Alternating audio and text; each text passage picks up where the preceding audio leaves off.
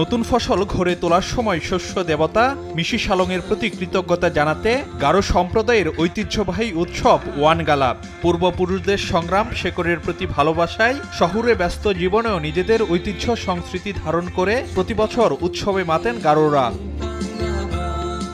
শুক্রবার রাজধানীর বনানী বিদ্যানিকেতন মাঠে নাচ গান সাংস্কৃতিক পরিবেশনায় দিনভর উদযাপন করা হয় ঢাকা ওয়ানগালা উৎসব। গারোদের বাইরেও বাঙালি সহ বিভিন্ন জাতিগোষ্ঠীর মানুষ সামিল হন এতে। শুভেচ্ছা বিনিময় করেন রাজনৈতিক দলের নেতারাও।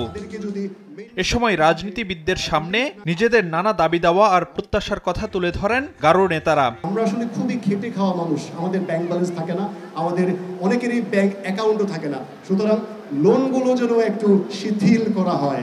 আমাদের সমতলের আদিবাসীদের সংসদে দাঁড়িয়ে কথা বলার মতো সেরকম সিলেকশন আপনার বড় রাজনৈতিক দলগুলোর থেকেই হয়নি। অনুষ্ঠানে সব জাতিগোষ্ঠীর অধিকার নিয়ে সরব থাকার প্রতিশ্রুতি দেন রাজনৈতিক নেতারা। ধর্ম বর্ণ নির্বিশেষে সকলের জন্য একটি শান্তির জনপদ বাংলাদেশ গড়ে তুলি।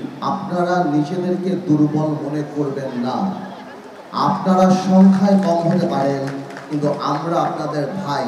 বিএনপি মহাসচিব বলেন, সরকারে গেলে সব জাতিগোষ্ঠী আর সম্প্রদায়কে নিয়ে রাষ্ট্র গড়ে তুলবে বিএনপি। আমরা একটা রেইনবো নেশন তৈরি করব, অর্থাৎ যে নেশনে যে জাতিতে সব সম্প্রদায়গুলো তাদের অবদান রাখতে সক্ষম হবে। বিএনপি সরকারে আসলে অবশ্যই সেখানে আমরা অত্যন্ত গুরুত্ব সহকারে আপনাদের সমস্যাগুলো বিবেচনা করা হবে। এছাড়া ক্ষমতায় গেলে সরকারিভাবে ওয়ানগালা উদযাপনের বিষয়টিও বিবেচনা করা হবে বলে জানান বিএনপি মহাসচিব।